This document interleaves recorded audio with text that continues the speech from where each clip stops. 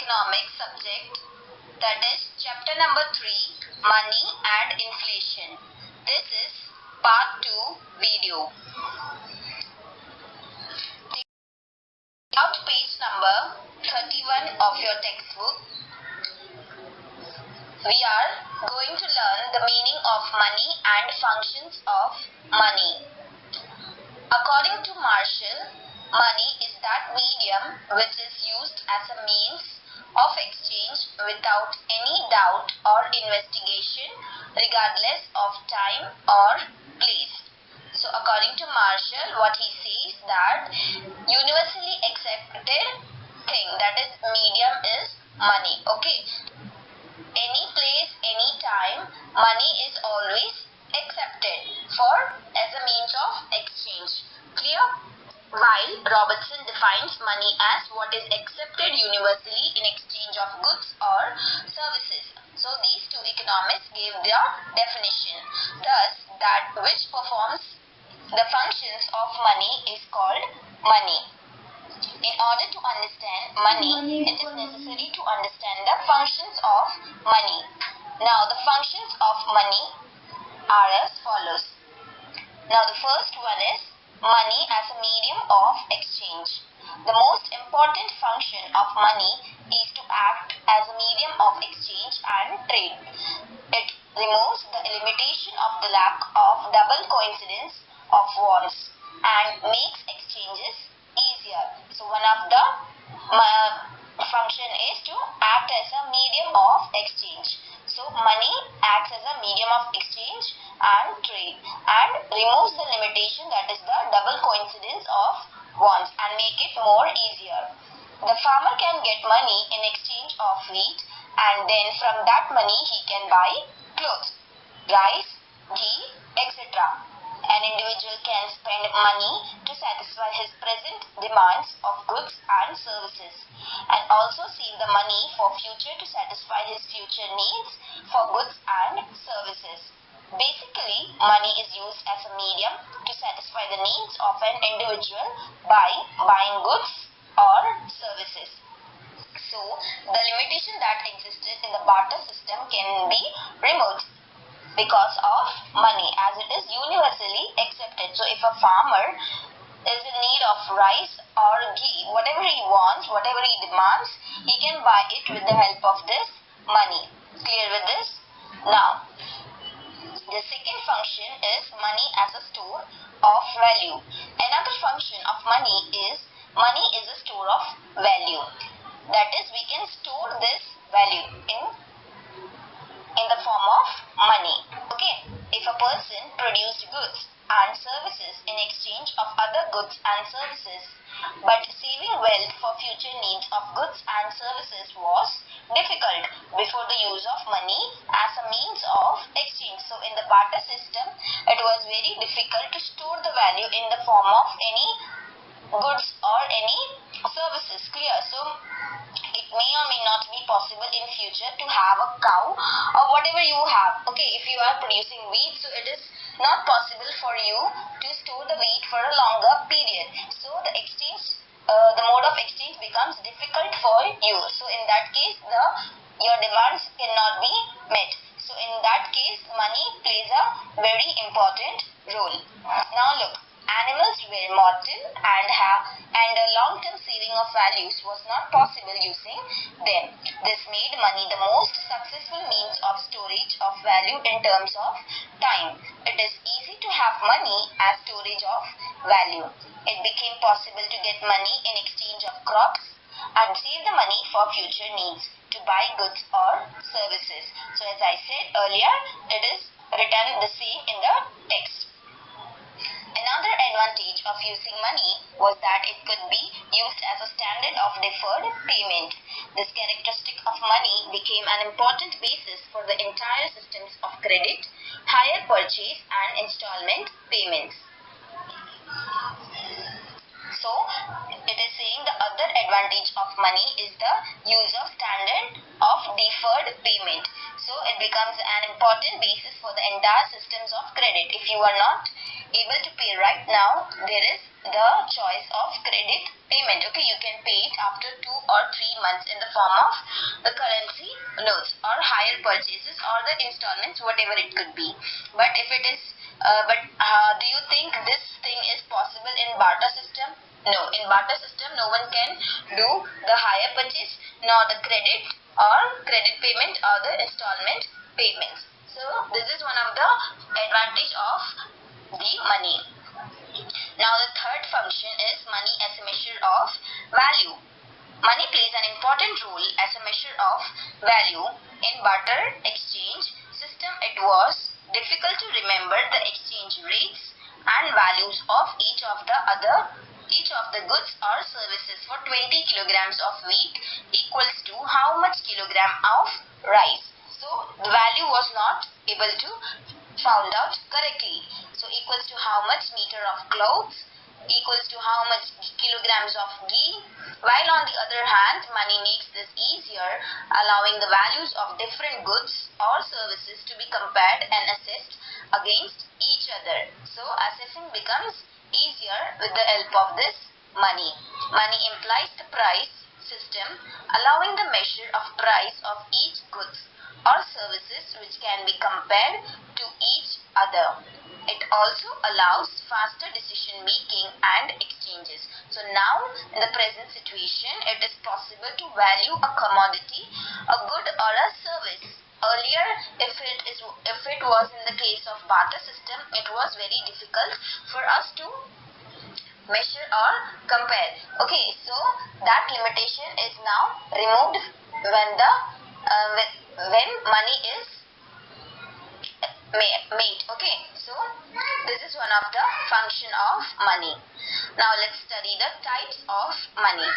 Since the time of barter system, animals or precious stones were used as a means of exchange and storage of value. Thereafter, metal coins came into existence, which were followed by government regulated notes and currency coins. So earlier you are knowing that precious stones, that is gold, silver, copper coins, this was used. These were the money that was used in the exchange or the storage of value. But after that, metal coins also came into existence, which were followed by government regulated notes and currency coins. This was succeeded by the banking system, credit card and e-banking system. Now the types of money are commodity money, animals money, metal money, paper money, plastic money, banking money, that is invisible or e-money. Clear with this? These are the types of money. So when it is asked in the question what are the types of money, you have to answer this. Now let's come to the next topic, that is meaning of inflation. In a simple sense, inflation means a rise in the general price level. Generally, people consider inflation to be a rise in the prices of goods and services. But economics gives a clear meaning of inflation. So you are knowing inflation in Hindi, it is said to be tezi. Okay, so what do you mean by inflation? Inflation means a rise in the general price level. Normally people consider it as a rise in the prices of the daily needed goods and services, but economics gives a clear meaning of it. So now let's study that. So come to your page number 32 of your textbook. Definition of inflation. Now, according to Dr. A.P. Lerner, a situation of excess demand over supply of goods is called inflation. So, excess of demand over the supply. That is, if your demand is more, but the supply is not meeting that demand of a particular commodity or a good, then it is said to be there is existence of inflation. According to Dr. A.C. Pigou, inflation is said to occur when monetary income rises faster than real income. So, this was the definition given by this doctor. Now, the constant and steady increase in price leads to decrease in the purchasing power of money. Dr. J. M. Keynes believes that the real situation of inflation is created with increase in money income beyond the level of the full employment of factors of production. So, the real situation of inflation is created with the increase in money of income beyond the level of the full employment of factors of production. According to the above definitions of inflation, various characteristics of inflation are given below. So the characteristics are, there are some characteristics given. First one is constant rise in price level. So the price levels increases. Second, price rise in all sectors of the economy. So all the sectors are affected due to this price rise. And third, purchasing power decreases. That is, the value of money decreases in the market. Fourth, the rise in price level after full employment is inflation. So these are the characteristics of inflation. Some other points to be considered for better understanding of inflation are: when government has kept control over and suppresses increase in price levels via, that is namely rules, law and subsidies, it is considered inflation. Even if there is no price rise, it is called suppressed inflation.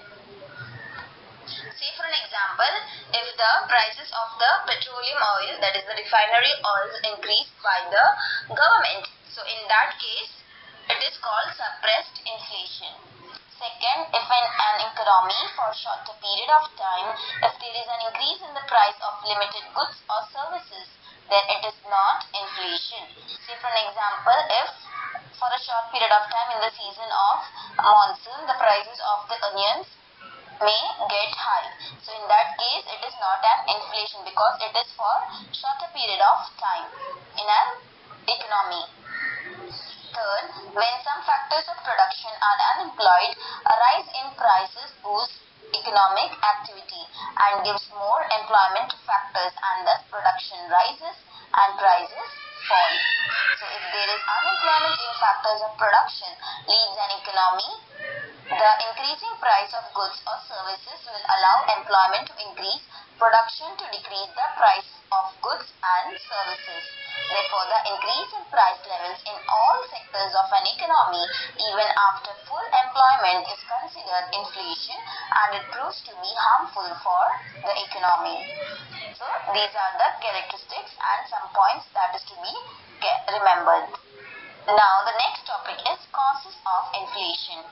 Inflation means constant increase in price of goods and services in all sectors of an economy. The two major factors affecting the price of goods and services are, the first one is demand and supply. Second is supply. So the major factors affecting inflation are, first one is increase in demand and the second is increase in production cost. So let's study the first major factor, that is increase in demand. There is an increase in demand of a product which leads to the increase in its price. If the supply is not provided, or if they are provided at a slower rate than the increasing demands, then there is an increase in price of the product. Say for an example, there is demand of onions in monsoon season. So as the demand increases, the supply should meet the demand in general. But if it does not happen, what takes place? There is inflation going to take place in the market. If there is inflation due to increase in aggregate demand as compared to the aggregate supply, then it is called demand pull inflation. The major reasons for increase in demand are following. First is increase in supply of money. Monetarists consider inflation as a purely monetary phenomena. According to them, if there is an increase in money in a state, the individual earn more income, because of which the demands of necessities increase. Against the increasing demand, the supply remains steady, leading to increase in price and inflation. Mackle says that too much money chasing too few goods causes inflation.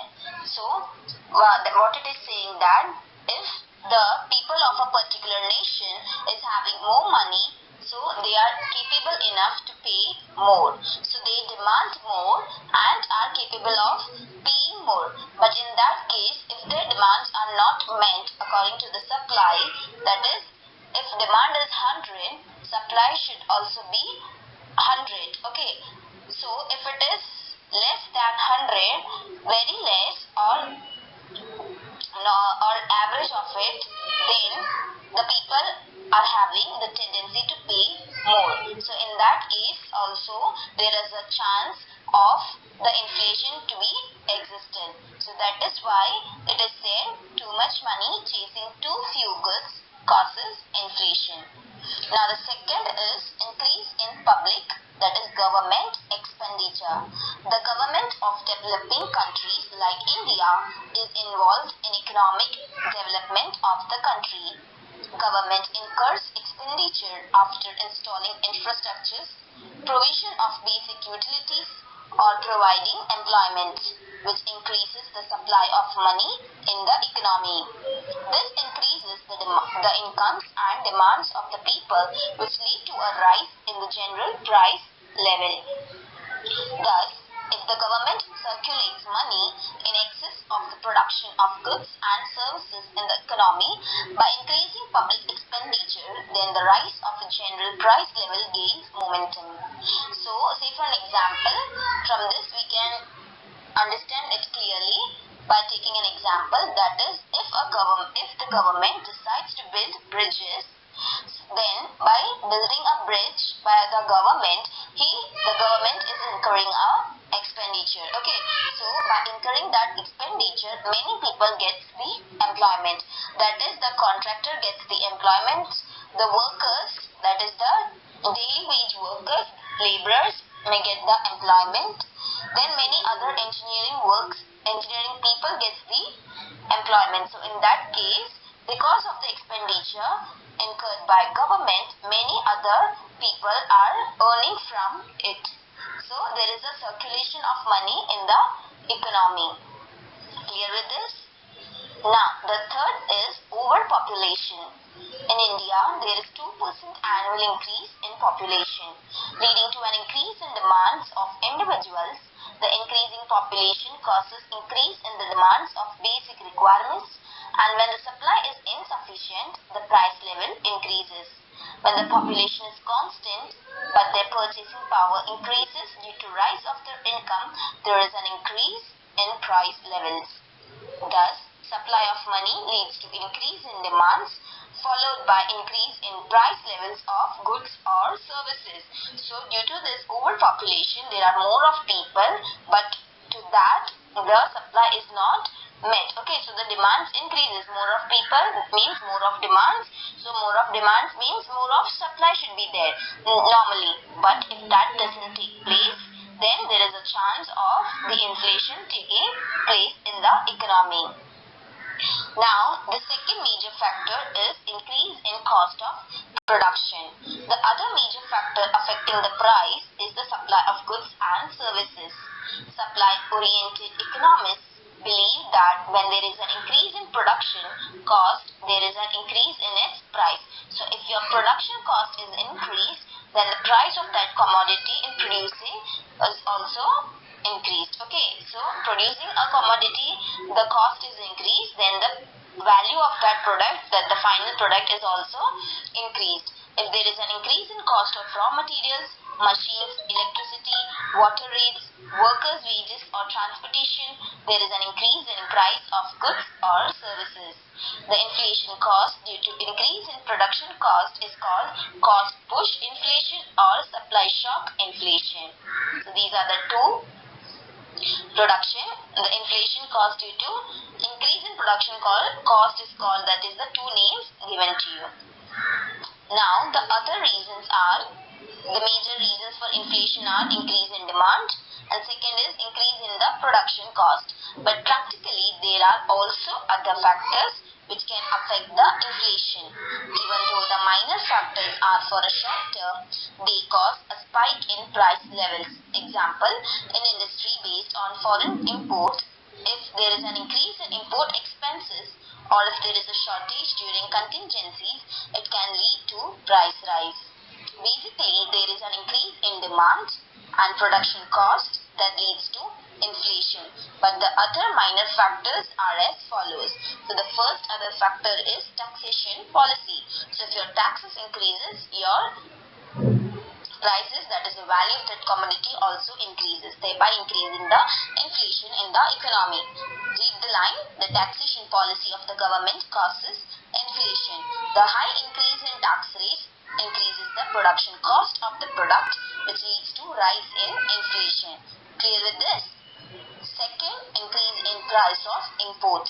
In India, 70% of petroleum products are supplied through import.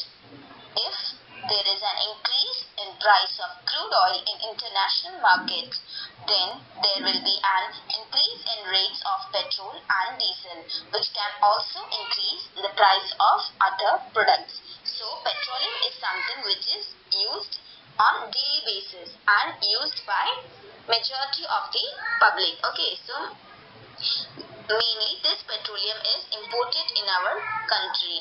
70% of petroleum are imported. So if there is an increase in the price of this crude oil in the international market, then the prices of petroleum and diesel would also increase, thereby increasing the prices of other products in the economy itself. Now the third factor is scarcity. When there is scarcity in terms of raw material, electricity or any requirement for production, it leads to increase in price level of the goods or services.